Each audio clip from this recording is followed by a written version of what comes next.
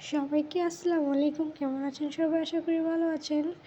ঘুম থেকে উঠতে এমনি অনেক দেরি হয়ে গিয়েছে। আজকে এক জায়গায় যাওয়ার কথা ছিল। যাই হোক, কোথায় যাচ্ছি সেটা আপনাদের সাথে পরে শেয়ার করছি। বারিন্দায় চলে গেলাম আবহাওয়াটা দেখতে। আবহাওয়াটা খুবই সুন্দর আজকে। কতক্ষণ বারিন্দায় দাঁড়িয়ে থাকলাম, পরে দেখলাম একটা বিড়ালকে, ওকে আমি ডাকতেছিলাম, ও কি সুন্দর ডাকে আমার সারা দিয়ে আসছিল। ভাবছিলাম হয়তো আসবে, পরে দেখি না ও চলে গেল। যাই হোক, আর বেশি দেরি করলাম না, এমনি অনেক দেরি হয়ে গিয়েছে। চলে গেলাম ফ্রেশ হইতে।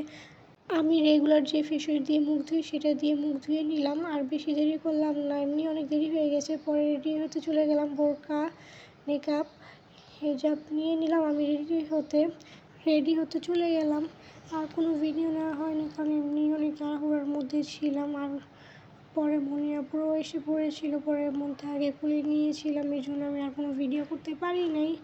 এবার বলি আসলে আমি কোথায় যাচ্ছি। আমি যাচ্ছি হয়েছে কাঁচপুরা। যারা ঢাকা এয়ারপোর্টের মধ্যে থাকেন তারা অবশ্যই কাঁচপুরা চিনবেন। কাঁচপুরা খুবই একটা সুন্দর জায়গা। যারা যারা কাঁচপুরায় গেছেন তারাই বলতে পারবে যে আসলে কাঁচপুরা কত সুন্দর একটা জায়গা।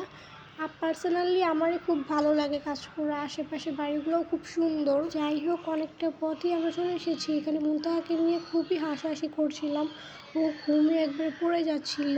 আমাদের মুনতাহা খুবই মাশাআল্লাহ দিলে খুবই শান্তশিষ্ট। যাই হোক, মাশাআল্লাহ লিখতে কিন্তু একদমই ভুলবেন না। দেখেন কাঁচপুরা কি সুন্দর ভিউ। পরে আমাদের গন্তব্যস্থানে আমরা চলে এসেছিলাম। অটোর থেকে নেমে গেলাম, নেমে হাঁটা শুরু করলাম বাসার দিকে। বাসাটা দেখছেন কি সুন্দর। যাই হোক, আমরা আরও অনেকবার এসেছি।